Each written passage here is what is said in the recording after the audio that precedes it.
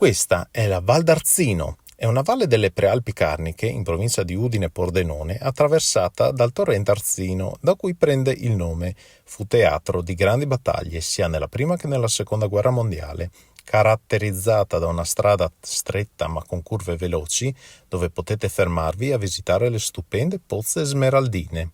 Nel paese abbandonato di Pozis è presente l'ultimo abitante, il Cocco, che dopo aver scontato 10 anni di carcere torna a vivere da eremita a Pozis, sognando di partire verso est in sella alla sua Harley Davidson, con motore a valvole laterali del 1939. Nel 2018 nasce così un viaggio fatto di 8.000 km, 37 giorni, 9 stati, da Pozis a Samarcanda, nel cuore dell'Asia. Questa avventura è stata raccontata nel film documentario Pozis Samarcanda. Se questo reel ti è piaciuto lascia un like e condividilo, seguimi per scoprire le meravigliose strade del Friuli.